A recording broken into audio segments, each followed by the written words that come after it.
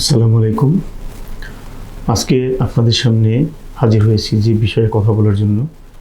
সেই বিষয়টা হচ্ছে আলসারেটিভ কোলাইটিস। তো আলসারেটিভ কোলাইটিস এই সম্পর্কে কথা বলবার জন্য আমি রয়েছি ডাক্তার গোলাম মোস্তফা, সহকারী অধ্যাপক, কলোরেক্টাল সার্জারি বিভাগ, ঢাকা মেডিকেল কলেজ।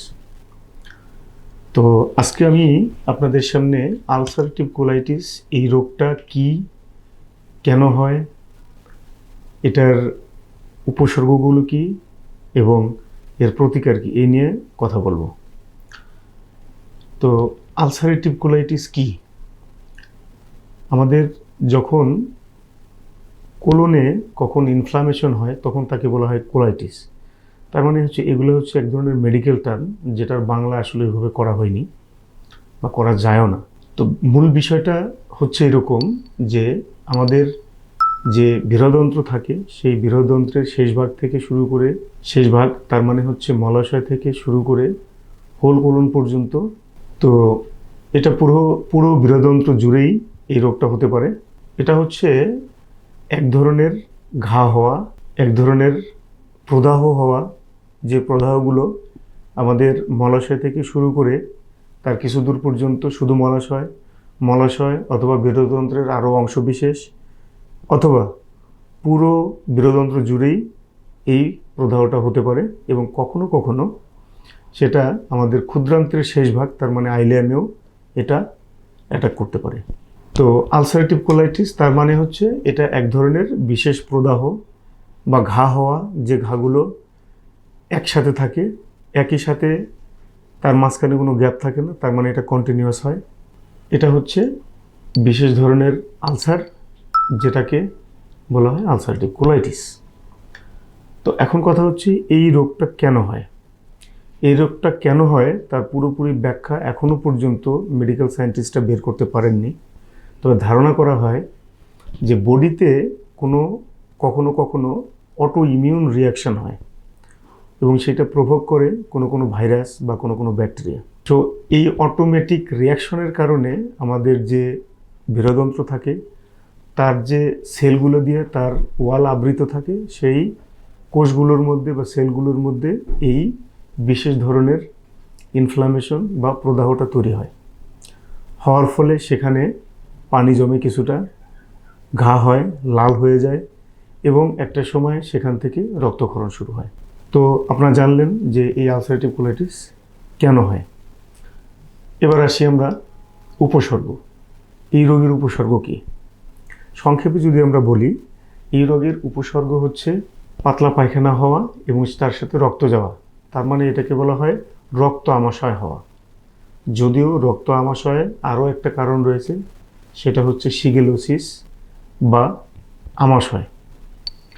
তো এইটা আসলে মূলত এক টাইপের আমাশয়ও অনেকে বলে, তবে এটা মূলত পুরোপুরি সেই আমাশয় না, এটা অনেক দিন থাকে।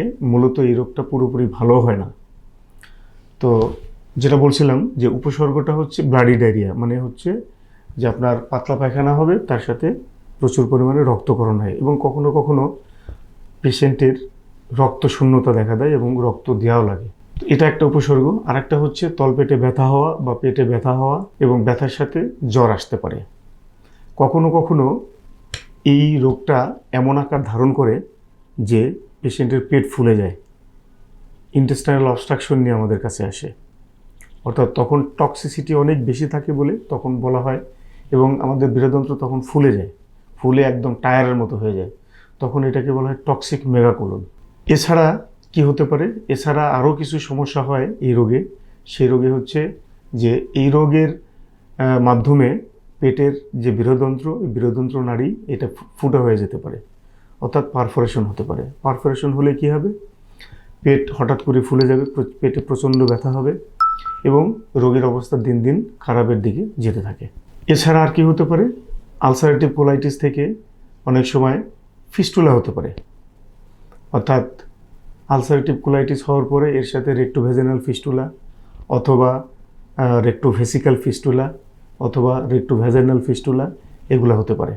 আর সাধারণত এই ধরনের রোগের ক্ষেত্রে রোগীদের শুকিয়ে যাওয়া ওজন কমে যাওয়া এগুলো থাকে, ক্ষুধা মন্দা এগুলোও থাকে।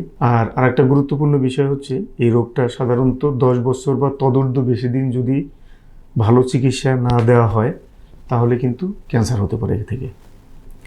সুতরাং আমরা যদি উপসর্গের কথা চিন্তা করি, মোদ্দা কথা হচ্ছে পেশেন্টের পেটে ব্যথা হবে, পেশেন্টের জ্বর আসে, ব্লাডি ডায়রিয়া হবে বা রক্ত আমাশয় হবে, শরীরের ওজন কমে যাবে, খাওয়ার রুচি কমে যাবে, পেশেন্ট খুব উইক হয়ে পড়ে কারণ রক্তশূন্যতা দেখা দেয় এই কারণে।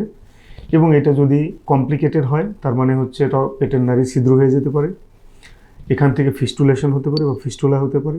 সবচেয়ে খারাপ যেটা সেটা হচ্ছে সাধারণত 10 বছর বা তদূর্ধ্ব টাইমে এখান থেকে ক্যান্সার হতে পারে। সুতরাং এগুলো হচ্ছে এই রোগের উপসর্গ। এখন কথা হচ্ছে এরকম একটা রোগের ক্ষেত্রে আমাদের প্রতিকারের উপায় কী? দেখুন, আমি যেহেতু আগেই বলেছি যে এটার স্পেসিফিক কোনো কারণ জানা যায়নি, যার ফলে এটা প্রতিকার করাও আসলে খুব মুশকিল। কার যে কখন হবে এটা বলা খুবই মুশকিল। সুতরাং এটা প্রতিকার করার উপায়টা আমাদের হাতে নেই। তবে বলা হয় যে যারা স্মোকার বা ধূমপান করেন তাদের ক্ষেত্রে কিন্তু এই আলসারেটিভ কোলাইটিসটা কম হয়। তবে তার মানে এই না যে আপনি আলসারেটিভ কোলাইটিস না হওয়ার জন্য ধূমপান করবেন। সুতরাং এই ধরনের ক্ষেত্রে আমাদের একটু সাবধানে চলতে হবে, বিশেষ করে ট্রাভেলিংয়ে যখন আমরা দেশের বাইরে যাই খাবার দাবারটা বুঝে শুনে খেতে হবে, কারণ ট্রাভেলের সাথে একটা সংযোগ থাকে এই রোগের।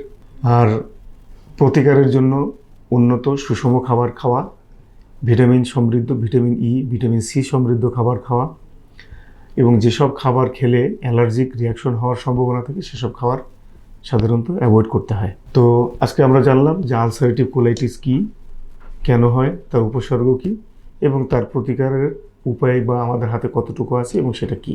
ধন্যবাদ আপনাদের সবাইকে, ভালো থাকবেন।